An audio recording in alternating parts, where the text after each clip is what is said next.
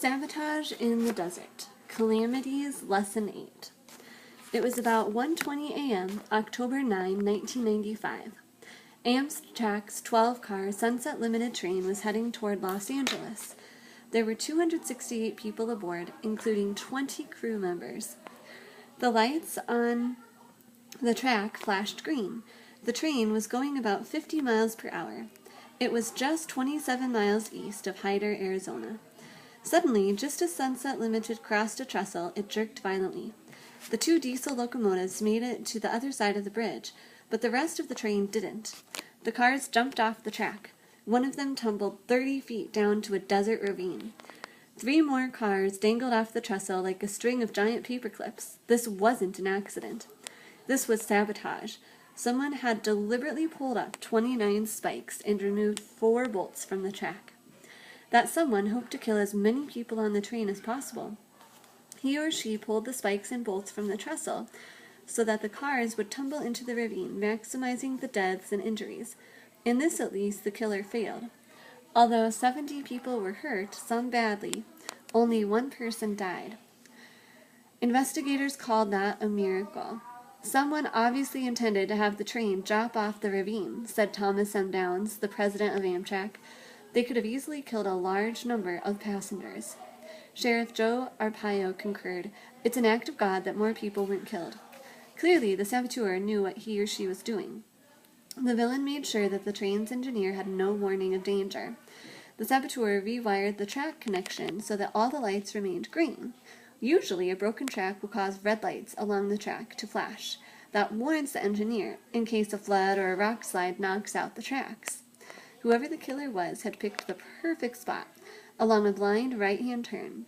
Even if the engineer had seen the damaged tracks, he wouldn't have had time to stop the train. Also, the saboteur picked a very remote location. That remoteness meant that it would take a long time for rescue workers to arrive on the scene. In fact, no rescuers reached the wreck until an hour after the derailment. The people on the Sunset Limited did what they could to rescue the injured, but there was nothing that they could do for Mitchell Bates, a sleeping car attendant. Bates had worked the railroad for 20 years. David Lee Flo was the last person to see him alive. He asked Bates to be certain to wake him up so he wouldn't miss his stop. "Don't you worry about a thing," responded Bates. The crash occurred when most passengers and crew members were sleeping. Crew member Darrell Taylor was in bed in the dormitory car, along with Bates and several others. A loud screech startled everyone. "It felt like the train took a bunny hop," Taylor said, "and I went flying through the air and smashed against a window." Although injured, Taylor kept his wits about him. He and some other crew members grabbed sledgehammers from the emergency cases. They climbed onto the roof of the cars and began smashing windows to save hurt or elderly people who were trapped inside their rooms. "Some of us dropped down into the cars and tied sheets around the injured," he said. "Then we pulled them up through the windows. We rescued 75 to 80 people that way."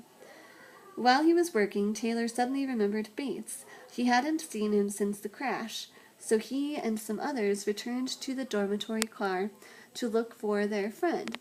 "I broke the glass in his room because the door was locked shut," said Taylor. Inside, they found Mitchell Bates crumpled beneath his mattress. "His body was bent and his head was smashed," recalled Taylor. "We were yelling, 'Wake up, wake up!' I sat by the door and cried." Taylor and his fellow rescuers had pulled most of the people out of their rooms and onto the roof when the police and medical help at last arrived by helicopter. What they found was a scene of bloody carnage. "It was horrible," said Dennis Dowell, a sheriff's deputy. "People were groaning and screaming and yelling for help. The tops of the fallen cars were littered with bodies, bloodied and injured." Officials soon began to consider who might have committed this crime and why. Was it a copycat crime?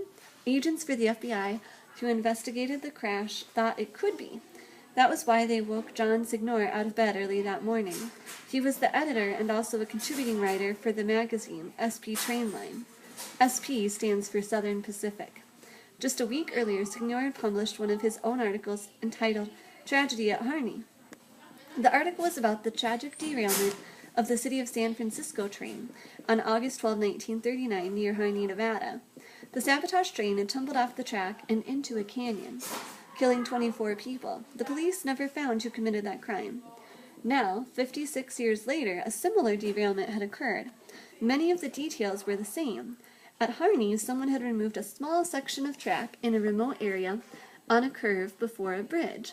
Also, the alarm system was bypassed in the same way. Had the article inspired some lunatic with a grudge against the railroad? The FBI asked Senor to help them find the suspects. He gave them a list of all the people who subscribed to the magazine. The magazine had only about 1,800 readers. They were mostly railroad buffs or former employees of the Southern Pacific Railroad.